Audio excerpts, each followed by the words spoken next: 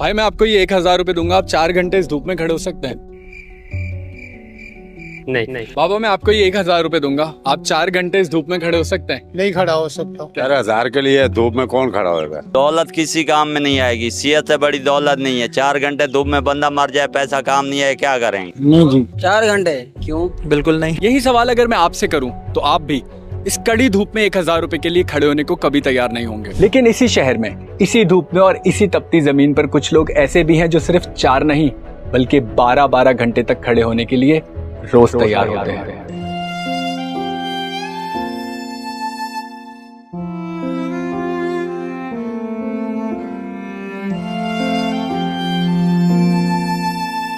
मेरा दावा है कि आज की मेरी ये वीडियो आप चाहकर भी स्किप नहीं कर सकते, क्योंकि मैं आपको एक ऐसी कहानी सुनाने जा रहा हूं जो आपका पर्सपेक्टिव बदल कर रख देगी। इसके अंदर केमिकल्स हैं, aluminium, copper, so it's very harmful for the body, not only for skin but overall हमारे ऑर्गन्स, ब्रेन है, लंग्स है, लिवर है, इन सब के लिए, स्पेशली बच्चों के लिए। आपको दूर से तो ये बहुत फैसिनेट करते हैं और बहुत अच्छे लगते हैं बच्चे खड़े हुए। वो बच्चे अपनी लिटरली चाइल्डहुड ज़ाया कर रहे हैं। लोगों का रवैया हमारे साथ इतना सही नहीं है। बैठ जाती हूँ, अच्छा नहीं लगता है। ऐसे मतलब खड़ा होगा, पीछे से धक्का, कोई आगे से धक्का।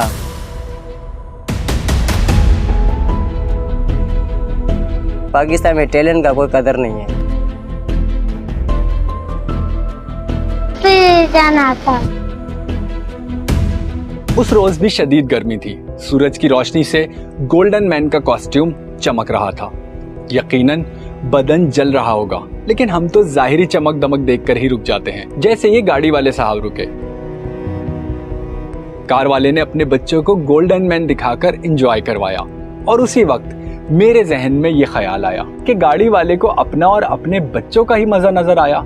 आखिर उनके जहन में ये सवाल क्यों नहीं आया कि कौन है ये लोग, कहां से आते हैं, कहां चले जाते हैं और क्यों तपती हुई धूप में ये खुद को इस तरह से जलाते हैं, अपने बच्चों और अपनी जात पर खुद ही क्यों जुल्म ढाते हैं। क्या ये सब कुछ 1000 रुपए के नोट के लिए था या कहानी कुछ और ही थी? तो आइए शुरू करते हैं। इज्जत देने वाले भी, तंग करने वाले भी। तंग कैसे करते हैं? तंग ऐसे मतलब खड़ा होगा, पीछे से धक्का, कोई आगे से धक्का। लोगों का रवैया हमारे साथ इतना सही नहीं है। ये बात तो आप अच्छी तरह से जानते हैं कि इस मुल्क में गरीब का बच्चा मर जाए तो किसे क्या फर्क पड़ता है। छोटी उम्र का गोल्डी हर रोज खुद पर गोल्डन पेंट करके कड़कती धूप में घंटों खड़ा रहता था। फहद मुस्तफा को ये बात बिल्कुल भी अच्छी नहीं लगी। जी हाँ, इन्हीं फहद मुस्तफा का जिक्र कर रहा हूँ। एक दिन उन्होंने गोल्डी के माथे को छुआ तो उसे तेज बुखार था। फहद की जेब में 300 रुपए थे, उन्होंने दिए और उसे बाइक पर बिठाकर अपने साथ घर ले आए। मगर गोल्डी को रोज भूख लगती थी, उसके माँ बाप को रोज पैसे चाहिए थे। इसीलिए तपती धूपों या बुखार से जलता बदन, पेट में लगी आग उसे यहाँ खड़ा होने पर मजबूर कर देती थी। मगर फिर एक दिन फहद मुस्तफा उसे अस्पताल लेकर भागे। इमरजेंसी की सूरत में उसे कोई बेड ही नहीं मिल रहा था कि अचानक गोल्डी की सांसें बुरी तरह से उकड़ने लगी और देखते ही देखते गोल्डी ने फहद मुस्तफा की गोद में ही दम तोड़ दिया। लेकिन किसी को क्या फर्क पड़ता है, सब कुछ तो सही चल रहा था, बस एक गरीब के बच्चे की ही तो जान गई थी। वैसे तो ये कहानी फहद मुस्तफा की नई मूवी आग लगे बस्ती में दिखाई गई है, लेकिन हकीकत में ये पाकिस्तान की कई बस्तियों की कहानी है। सवाल तो ये है कि ये कला है या बच्चों पर जुल्म, ये महज एक फन है या चाइल्ड लेबर। ये सब समझने के लिए मुझे उन्हीं सुनहरे लोगों से मिलना था और इस तरह से मेरी मुलाकात हुई असलम से। आइए फिर मिलवाता हूँ आपको नकाब के पीछे छुपे हुए इस इंसान से।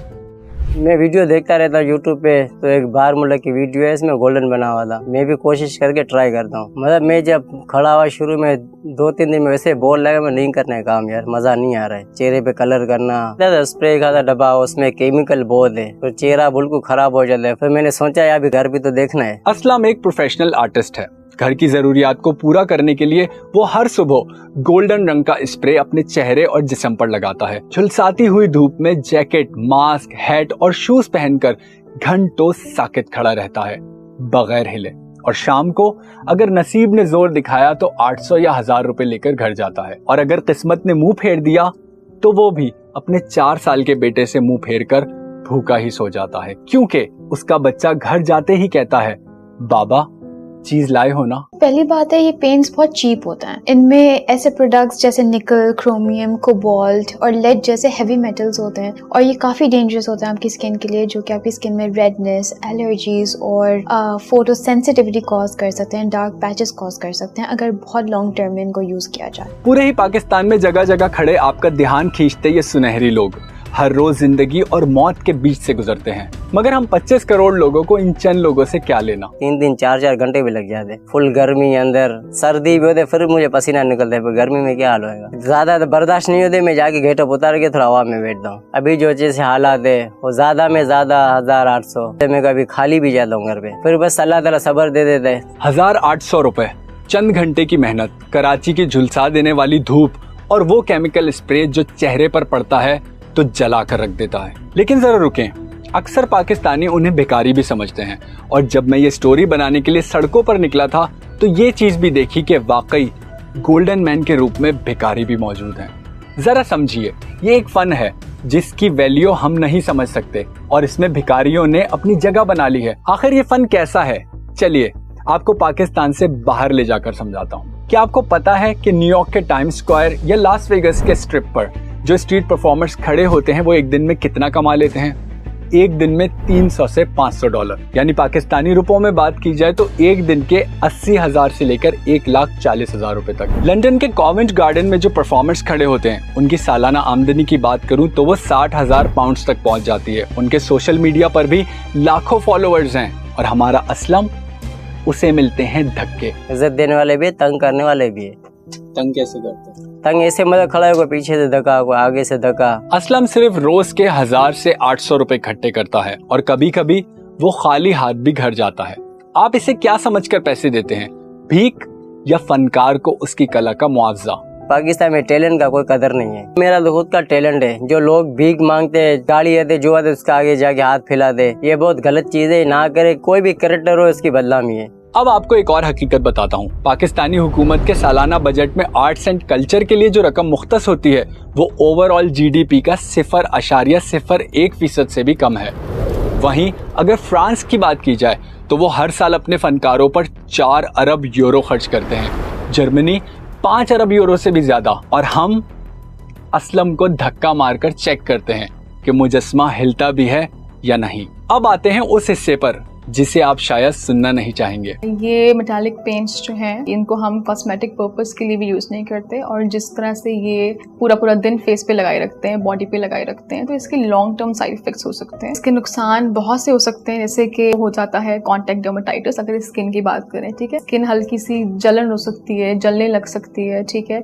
रेडनेस हो सकती है, बर्निंग जिसको हम जलन बोलेंगे, रेडनेस ज्यादा से ज्यादा, दाने निकल सकते हैं। अगर लॉन्ग टर्म रहे तो इन्फेक्शन भी हो सकता है। और हमारे नाइट लाइफस्टाइल के लिए मशहूर इस शहर में रोज रात को 3 मासूम बच्चियां इस रंग से खुद को ढांपकर सड़क के किनारे खड़ी हो जाती हैं। वैसे ये बच्चियां तो रात में वहां खड़ी होती हैं, लेकिन मुल्क भर में ऐसी वीडियोस भी देखने को मिली हैं जहां दोपहर की कड़ी धूप में बच्चों को स्टैच्यू बनाकर खड़ा कर दिया जाता है। कभी माँ बाप मजबूर करते हैं और कभी माफिया। जी हाँ, ये तो आपको पता ही है कि बैगर माफिया इस मुल्क में कितनी ज्यादा आजाद है।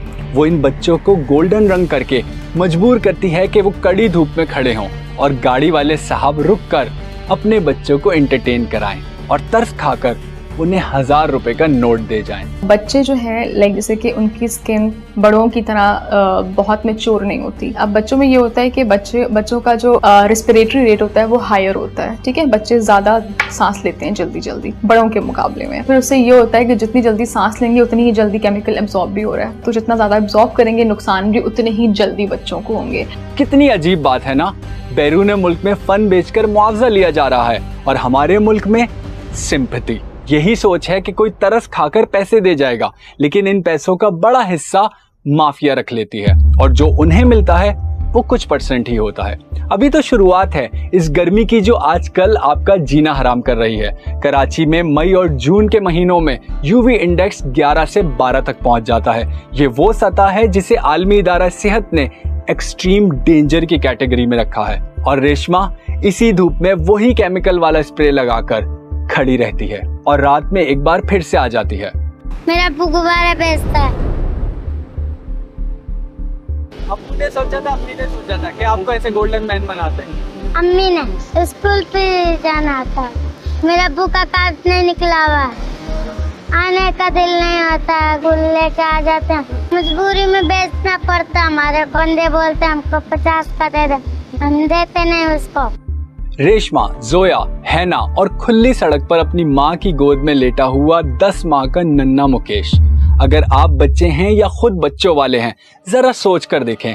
8 साल, 5 साल और 3.5 साल, ये वो उम्र है जब बच्चे स्कूल में रंग बिरंगी किताबों और घर पर रंग बिरंगे खिलौनों से खेलते हैं। लेकिन ये बच्चे रोजाना सिर्फ एक ही रंग देखते हैं। जानते हैं कौन सा? गोल्डन। आपने अक्सर देखा होगा कि बच्चे बाहर ये स्प्रे पेंट करके लगा देते हैं, क्योंकि इतनी धूप का एक्सपोजर होता है बहुत लंबे टाइम के लिए, तो धूप की वजह से उन केमिकल्स का बर्न होना they can cause sensitivity in the skin. इन बच्चों की जिंदगी में शायद इंतजार का लफ्ज बहुत ही ज्यादा है। ये बच्चे रोजाना इंतजार करते हैं अपने वालिद के शनाख्ती कार्ड बनने का, किसी से 500 या 1000 का नोट मिलने का, स्कूल जाने का इंतजार और मशहूर होने का इंतजार। बस इंतजार। नींद आते फिर भी बैठ जाते हैं, खड़े भी हो जाते हैं, हम बहुत थक जाते हैं, हम 1 बजे चले जाते हैं। रात के 1 बजे एक 8 साल की बच्ची और उसकी माँ सड़क के किनारे, जबकि हम रात के 1 बजे नेटफ्लिक्स पर कोई सीरीज देख रहे हैं या इंस्टाग्राम की रील्स में गुम हैं या किसी ओवरसीज इन्फ्लुएंसर को फॉलो कर रहे हैं या गोल्डन आवर में अपनी एस्थेटिक फोटोज ले रहे हैं। अरे गोल्डन आवर्स में फोटोज तो हम भी लेते हैं, लेकिन इस गोल्डन गर्ल का क्या जो इस वक्त भी वहाँ पर खड़ी होगी?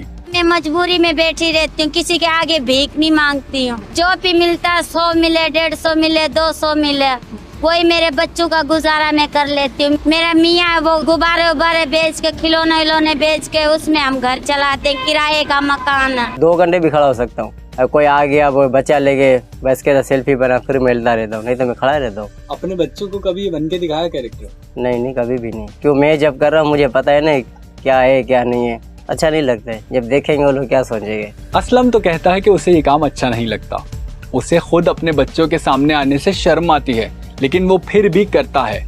जानते हैं क्यों? क्योंकि उसके पास फन है, लेकिन फन को खरीदने वाला कोई नहीं।